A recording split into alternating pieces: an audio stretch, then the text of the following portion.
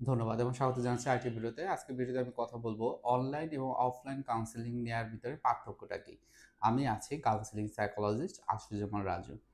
আম counselling কিন্তু বিভিন্ন ফরম্যাটে হতে পারে। অনেক সময় কাপল কাউন্সেলিং বলা হয়, ইন্ডিভিজুয়াল কাউন্সেলিং অর্থাৎ একজনের সাথে একজনের যে কাউন্সেলিং, একজন প্রফেশনাল কাউন্সেলিং সাইকোলজিস্টের সাথে একজন ক্লায়েন্টের যে একটা কাউন্সেলিং করানো হয় সেটি। আবার কাপল কাউন্সেলিং এর ক্ষেত্রে দেখা যায় যে হাসব্যান্ড ওয়াইফের সাথে যে সম্পর্ক আ তার ভিত্তিতে যে কাউন্সেলিংটি করানো হয়ে থাকে বা দুজনের ভিতরে। আবার অনেক সময় গ্রুপ কাউন্সেলিং করা হয়। অর্থাৎ যার হয়তোবা ডিপ্রেশন আছে বা কারো ভিতরে অ্যাংজাইটি আছে বা ওসিডি আছে তাদের সবাইকে নিয়ে হচ্ছে যে কাউন্সেলিং করানো হয়ে থাকে। আ আবার অনেক সময় ফ্যামিলি কাউন্সেলিং অর্থাৎ ফ্যামিলির যারা আছেন তারা হচ্ছে যে সবাইকে একত্রিত করে তারপর কাউন্সেলিং করানো হয়ে থাকে। এখন কথা হলো অনলাইন এবং অফলাইন কাউন্সেলিং এর ভিতরে পার্থক্য কি বা কোনটা ভালো সেই বিষয়গুলো নিয়েই মূলত আজকের ভিডিওটি। আশা করব ১ম থেকে শেষ পর্যন্ত দেখবেন এবং অবশ্যই লাইক, কমেন্ট, শেয়ার করবেন। আ আপনি নতুন হয়ে থাকলে অবশ্যই সাবস্ক্রাইব করে রাখবেন। কথা হলো কাউন্সেলিং হচ্ছে একটা সিস্টেমেটিক প্রসেস যেখানে একজন ব্যক্তি বা আমরা ক্লায়েন্ট বলি, অনেক সময় অনেকে পেশেন্ট বলা হয়ে থাকে। তার যে সাইকোলজিক্যাল যে ইস্যুগুলো সেগুলোর মূল ভিত্তি থাকে ৩ টে জায়গাতে। এক হলো তার চিন্তার জায়গাগুলোতে, এক হলো তার অনুভূতির জায়গা, আরেকটা হলো আচরণের জায়গা। তো এই ৩ টা জায়গাতে পরিবর্তন করা খুবই গুরুত্বপূর্ণ। দেখা যায় কোনো একটা জায়গাতে যদি পরিবর্তন করা যায় তাহলে বাকি যে ২ টো সেই দুটো জায়গাতেও পরিবর্তন হয়। এখন এই পরিবর্তনের ক্ষেত্রে কাউন্সেলিং এর ক্ষেত্রে যে একজন প্রফেশনাল কাউন্সেলিং সাইকোলজিস্ট তাকে একাডেমিক অ্যাসেসমেন্ট, এক্সপেরিয়েন্স, স্কিল তার অন্যান্য যে বিষয়গুলো সেগুলো কিন্তু থাকতে হয়। আর এই ক্ষেত্রে কি হয় যে কনফিডেনশিয়ালিটি বা গোপনীয়তা অর্থাৎ ক্লায়েন্ট যিনি আসেন কাউন্সেলিং এর জন্য তাকে ১ম এই বলা হয়ে থাকে যে আপনার কথাগুলো সম্পূর্ণ আ আ গোপন থাকবে যদি না ৩ টা বিষয় আপনার ক্ষেত্রে কাজ না করে। এক হলো আপনার ভিতরে যদি আ সুইসাইডাল টেনডেন্সি না থাকে। ২ নম্বরে আপনি যদি অন্যকে হার্ম বা ক্ষতি করতে না চান। ৩ নম্বরে আপনি যদি আদালত থেকে না আসেন, তাহলে আপনার কথাগুলো সম্পূর্ণ এখানে গোপন রাখা হবে। সেক্ষেত্রে একজন ক্লায়েন্ট এবং কাউন্সিলর দুজনের ভিতরেই সবকিছু থাকে। হয়তোবা এমন হতে পারে যে কাউন্সিলর তার কথাগুলোর কিছু ডকুমেন্ট লিখে রাখবে। কারণ পরবর্তীতে যখন সেশন হবে একই জিনিস যেন তার কাছ থেকে না জেনে নিতে হয়। এখন এই যে প্রক্রিয়াটি যখন অনলাইনে হয় সেই ক্ষেত্রে একটা ধরন হয়, আবার অফলাইনে বা কারো ফেস টু ফেস যে চেম্বারে আসে বা হসপিটালে আসে তখন যখন এই কাউন্সেলিংটা হয় তখন কিন্তু একটা ধরনের হয়। মনে করেন চেম্বারে যখন আসে তখন কিন্তু দেখা যায় যে অন্য কেউ এই রুমের ভিতরে আসতে পারে না। বা তাদের ভিতরে যে কথা হয় সেটি অন্য কেউ জানে না।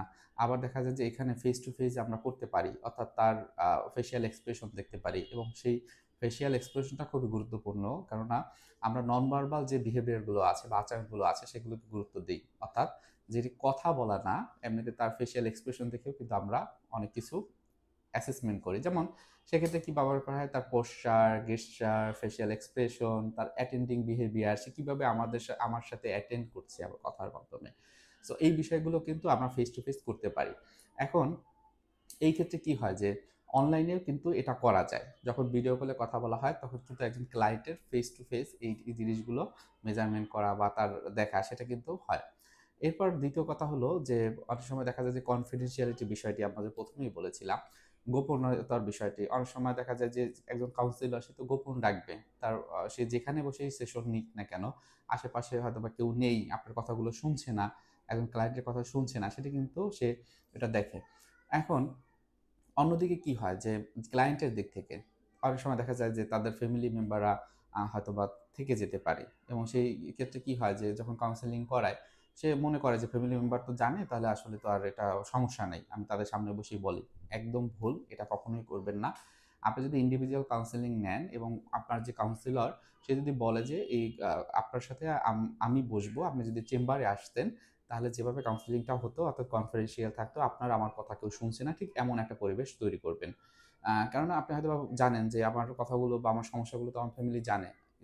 স্পেসিফিক্যালি এটা হলো আপনার বিহেভিয়ার যেটা তারা জানে। কিন্তু আপনার যে কগনিশন বা ব্রেইনের যে চিন্তাগুলো হয়, আপনার ভিতরে যে অনুভূতিগুলো হয়তোবা তারা অনেক সময় জানে না। আপনি বলেন কিন্তু তারা যতটুকু জানার অতটুকু জানে। কিন্তু আপনি যখন একজন কাউন্সেলিং সাইকোলজিস্ট বা ক্লিনিক্যাল সাইকোলজিস্ট এর সাথে কাউন্সেলিং-টায় বসবেন, তখন দেখবেন আপনার কোর যে থিংকিং, কোর যে ইমোশন গুলো সেগুলো কিন্তু বের করে নিয়ে আসবে। এবং তখন অনেক কিছু থাকবে যেটা হলো আপনার পরিবারের অন্যদের সামনে বলতে পারবেন না। এবং সেক্ষেত্রে কি হবে যে আপনি যে কাউন্সেলিংটা নিচ্ছেন হয়তোবা সেটা এফোর্টফুল নাও হতে পারে। সেই জন্য কি করবেন, যে এটা যদি আপনি অনলাইনে আপনি নিতে পারেন, যে আপনার একটা শেড আছে যেখানে বসে আপনি কথা বলতে পারেন, আপনার কথাগুলো গোপন থাকে, সেটা ভালো। আর যদি না থাকে তাহলে এই ক্ষেত্রে অবশ্যই একজন প্রফেশনাল কাউন্সিলিং সাইকোলজিস্টের যে চেম্বার বা হসপিটালে যেয়ে তাকে কাউন্সিলিং নিতে হবে। এরপর আরেকটা বিষয় কি কাজ করে দেখেন, আপনি যখন অনলাইনে কাউন্সিলিংটা নেন, আপনি পৃথিবীর যেই জায়গাটাতেই থাকেন না কেন, শুধুমাত্র একটা মোবাইল ডিভাইস এবং ইন্টারনেট থাকলেই আপনি হোয়াটসঅ্যাপের মাধ্যমে বা ইমোর মাধ্যমে অথবা যে কোনো মেসেঞ্জারের মাধ্যমে কিন্তু আপনি যোগাযোগ করতে পারেন। আপনি জুম মিটের মাধ্যমে করতে পারেন, খুবই সহজ। সেক্ষেত্রে কি হলো, আপনার ওই যে কাউন্সিলরের কাছে আপনার যেতে আসতে যে সময়টা সেটা বেঁচে যায়, আপনার ওইখানে একটা ট্রান্সপোর্ট খরচ আছে সেটা বেঁচে যায়। হ্যাঁ, আবার আপনার আপনার টাইম অনুযায়ী যে আমি এই কয়টায় ৪ টায় আমি সেশন নিব, ৪ টায় সেশন আপনি নিতে পারেন। আপনি ৯ টায় নিবেন, ৯ টায় সেশন নিতে পারেন। আপনার হয়তো ১ মিনিট বা ২ মিনিটের আগে একটা প্রিপারেশন দরকার হবে আপনার যে পরিবেশটা ঠিক রাখার জন্য, দ দরজাটা লক করার জন্য। এটা একটা বিষয়। আর পক্ষান্তরে আপনি যদি চেম্বারে আসেন, সেই ক্ষেত্রে কি হয়? যে যারা প্রফেশনাল আছেন তারা কিন্তু আপনাকে খুব ভালোভাবে অবজার্ভ করতে পারেন। আপনার ওইখানে আসার সময় একটু কষ্ট করে আসলেন, সেটাকে আপনি কিভাবে মেনে নিচ্ছেন বা আদৌ মেনে নিচ্ছেন কিনা সেটা দেখতে পারে। এটা একটা অ্যাসেসমেন্ট টুল হিসেবে কাজ করে। আবার অনেক সময় আমরা সাইকোড্রামা বলি। সবার ক্ষেত্রে দরকার হয় না, অনেক ক্ষেত্রে আমরা করেই থাকি। সেটা হয়তো সামনাসামনি করা লাগতে পারে অনেক সময়। সেক্ষেত্রে আ এটা হলো যে সামনাসামনি বসে করানো হয়। কিন্তু এটা অনলাইনেও করা যায়। যেমন আমরা 2 চেয়ার টেকনিক বলি। সেই 2 চেয়ার টেকনিকই আপনি যেখানে আছেন সেখানে হয়তোবা ২ টো চেয়ার নিয়ে যে এক্টিভিটি গুলো সেগুলো আপনি করতে পারেন। সো ওই জায়গাটা কি হয় যে র্যাপো তৈরিটা খুব ইম্পোর্টেন্ট। এটা যদি আপনার অনলাইনে হয় সেক্ষেত্রে আপনার অনলাইনে সেশনগুলো নিতে পারেন। তারপরে কি হয় যে এই যে একটা কিছু বা এই বিষয়গুলো নিয়ে অনেক সময় অনেকে আছেন যে WhatsApp কিভাবে ইনস্টল করে জানেন না। অনেকে আছে যে আপনারা কিভাবে হচ্ছে যে ইন্টারনেটে আ ব ব মানে যোগাযোগ করবে সেটি জানেন না, বা অ্যাপয়েন্টমেন্টটা কিভাবে নিবেন সেটাও জানেন না। যদি এই বিষয়গুলো জানেন তাহলে আপনারা অনলাইনে নিতে পারেন। আর অফলাইনের ক্ষেত্রে যেটা হয়, কিছু থেরাপিউটিক প্রসেস আছে যেমন EMDR থেরাপি আছে, অর্থাৎ আই মুভমেন্ট ডিসেনসিটাইজেশন অ্যান্ড রিপ্রসেসিং। অনেকের ক্ষেত্রে যে ট্রমা থাকে, যে সাইকোট্রমাটোলজি আপনারা অনেকে শুনবেন নাম। এই ট্রমার বিষয়গুলো অনেক সময় EMDR থেরাপি ভালো কাজ করে। অল্প সংখ্যক আছে যারা EMDR প্র্যাকটিস করেন। সেক্ষেত্রে তাদের ফেস টু ফেস করা ভালো। যদিও অনেকে বলে এটা অনলাইনে করে বা ইন্টারনেটে সার্চ দিলেও দেখা যায় অনলাইনে করে। সো এটার ক্ষেত্রে কিছুটা এক্সেপশনাল আছে যেটা অনলাইন এবং অফলাইনের ভিতরে। আদারওয়াইজ হলো বিভিন্ন রকমের থেরাপিউটিক টেকনিক যেমন CBT cognitive behaviour therapy, TA transitional analysis, তারপর আপনি DBT ডায়ালেক্টিক বিহেভিয়ার থেরাপি, তারপর আ গেস্টাল্ট সাইকোথেরাপি, এক্সিস্টেন্সিয়াল সাইকোথেরাপি বা রিল্যাক্সেশন এক্সারসাইজ গুলো, এগুলো কিন্তু মোটামুটি 90% ই করা যায় অনলাইনের মাধ্যমে। সো এভাবে কিন্তু অনলাইন এবং অফলাইনের মাধ্যমে দুটোরই ভালো কিছু দিক আছে, কিছু খারাপও দিক আছে। সো এইভাবে আপনি যদি চিন্তা করেন সেটি আসলে আপনার জন্য কোনটা কমফোর্টেবল সেটা আপনি করতে পারেন। এবং সেক্ষেত্রে একটা সমস্যা অনেকের ক্ষেত্রে হয় যে আপনি যখন অনলাইনে অ্যাপয়েন্টমেন্টটা নিবেন, আপনাকে বুঝে শুনে নিতে হবে আপনি কার কাছ থেকে অ্যাপয়েন্টমেন্টটা নিচ্ছেন, সে কে? তার প্রফেশনাল দক্ষতা কি? এবং সময়ের প্রেক্ষিতে হয়তোবা এমন হয় অনেক সময় যে আপনার সময়ে আপনি হয়তোবা নিতে পারবেন যখন অনলাইনে নিবেন একটা কোলাবোরেশন করে। কিন্তু অফলাইনের ক্ষেত্রে আপনাকে যে টাইমটা দেওয়া হবে সেই টাইমেই কিন্তু যেতে হয় চেম্বারে বা হসপিটালে। সো এই ধরনের কিছু পার্থক্য থাকে। এই পার্থক্যগুলো মেনে যদি আপনি অনলাইনে বা অফলাইনে নেন, যেটাই নেন না কেন আপনার জন্য সফল হবে। অনেকে আছেন যে আপনারা বাহিরে থাকেন। সেক্ষেত্রে আপনারা কি করবেন? প্রবাসে থাকা অবস্থায় আপনি কি এই কাউন্সেলিংটা নিতে পারবেন ওখানে? অনেক ক্ষেত্রেই সম্ভব না। বা অনেকে আছেন যে আমি আমি দেখেছি আমার আমার অনেক ক্লায়েন্ট আছে।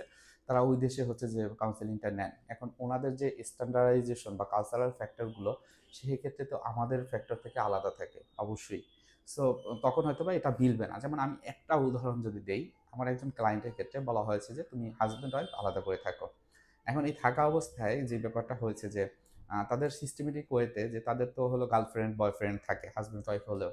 তো সে বলল তোমরা সেপারেশনে থাকো এবং তোমরা হচ্ছে যে এই যে তোমাদের মতো করে থাকবে। এখন একজন বাঙালি ওই দেশে যাওয়ার পর তারপর কি হলো যে ও দেশে কিন্তু তারা এই জিনিসটাকে রিলিজিয়াস বিষয়গুলো দেখে। তারা তার পার্টনারের সাথে অনেক বেশি একটা বন্ডিং বা কানেকশন কোনো একটা কারণে তারা এলোমেলো হয়ে যাচ্ছে। কিন্তু সেখানে যখন সেপারেশন এ থাকা অবস্থায় এরকম চিন্তা করে তারা কিন্তু ওটা করতে পারে না।